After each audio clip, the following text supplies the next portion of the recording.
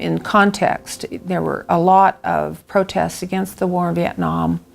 It was a very activist time in the country, not only against the Vietnam War, but it was also, there were a lot of other things happening, a lot of black-white confrontation, environmental movement, beginning of the women's movement. I mean, it was a very, very activist time in our country, so in that context, I remember that day because I can remember what I was wearing. I remember particularly the incidents on the field.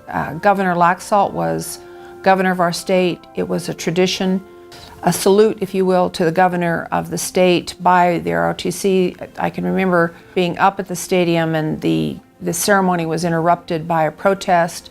Earlier there had been an incident on the campus right very near Jot Travis Student Union where the governor's car had been stopped. Most of the activity, however, occurred up at the stadium.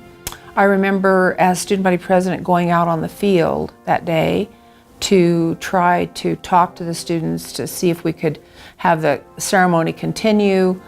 And then I think soon after that, I can't remember the exact time frame, but soon after that there was a firebombing on the UNR campus.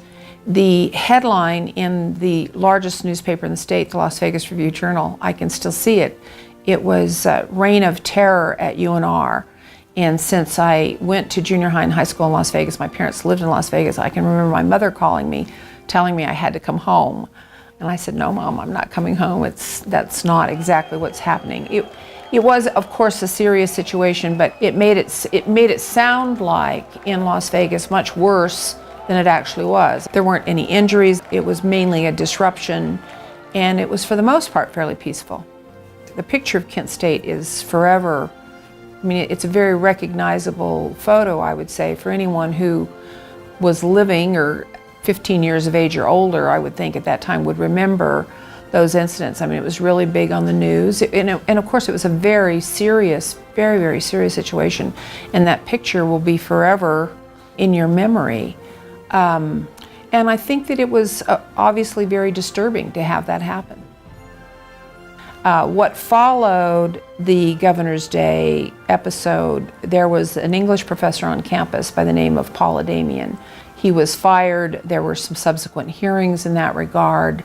There's a picture in the yearbook. If not a picture in the yearbook, there was certainly a picture in the newspaper of when the governor's car was stopped. And I think Dr. Adamian was in that photo. There were differing accounts as to whether he was actually part of the protest or if he was actually trying to assist a student who had laid down in front of the car. There was obviously some student support for Dr. Adamian because a lot of students thought he was a good professor and were even supportive of his account of what happened that particular day. I think the biggest effect would be, I can't remember if we made national news. I don't recall. It certainly was not of the poignancy of what happened at Kent State. I mean, that was national and international news. I can't remember if ours was or not. In the scheme of things, it was not as major an event. It was, however, an event in our state.